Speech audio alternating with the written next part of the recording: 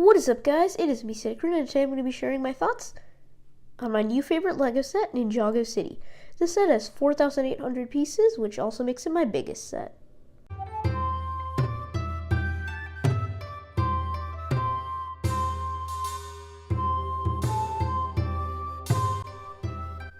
Alright, so here is the first floor, or first section, also known as the Old World. So it's basically supposed to represent like the older Japanese style and stuff like that. And there's a lot of water on this floor, and there's like some dock over there, or some docks, or whatever. Yeah, docks. So yeah, and there's a little dock here. So I think this part is what connects to the Ninjago City docks. I'm not sure though, but think so. And over here is the start of like the elevator, because there is an elevator that runs through this whole set. I'll show you that in the end of this video.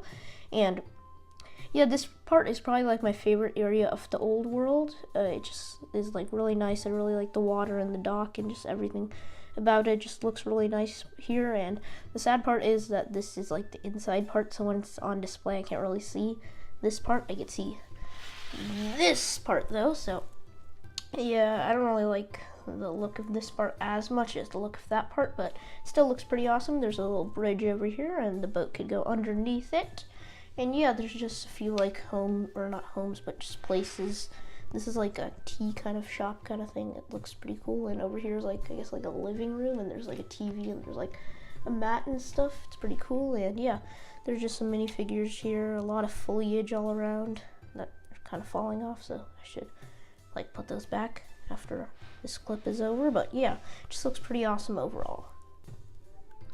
Alright, so one thing I did forget to mention is that these two things do pop off from here, which reveals the interior of the food kind of stand market kind of thingy.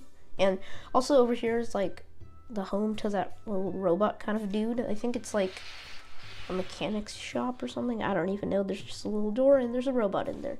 And I think both of these interiors are pretty awesome. Alright, so this is the first half kind of part of the street section. So over here it just has like some sidewalk, I guess, that you could walk on. And yeah, it just looks pretty awesome. The elevator does connect all the way, so you could just go from floor to floor. And yeah, this is just half of the street. The other half is also there, that I'll show you after this. But here's the crab shack, my personal favorite part of this set. And I just love that crab design, just like that build for it. And then you just put it outside the crab shack. I just think that's pretty awesome. And over here is this barbecue that has an awesome crab play feature. But over here is some tools and just like a crab, the chef that's just serving a cooked crab to whoever wants to go inside the restaurant. And over here is just like an ATM where you could get some money. And over here is just a comic book store. And yeah, you just keep minifigs all around here. And yeah, this first half of the street looks pretty awesome, pretty detailed on the side, and just pretty awesome part of Ninjago City. So here is the second half of the street, and this is mainly just this shop over here. So in the inside it just has some phones, a skateboard, and just some clothing and just some awesome displays. And I just really like the outside of this because of the displays and all the glass and everything. And over here is this cherry blossom tree, and there's nothing really in there. And moving over here is just the continuation of the elevator. So overall, the second half of the street is pretty awesome. So over here is the high rises, and this yellow building over here is actually Lloyd's apartment. You could pop that rooftop off and just look at the inside, which I think is pretty awesome. There is Lloyd's mom, and yeah, they just share this kind of apartment, and I think it's pretty cool. And one part that's also really cool is over at the roof right here.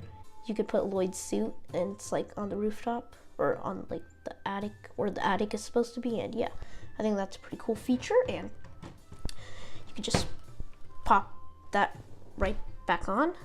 And over here is the Rooftop sushi restaurant, one of my favorite parts. And you could actually twist this thing to make the sushi move. I think that's pretty awesome.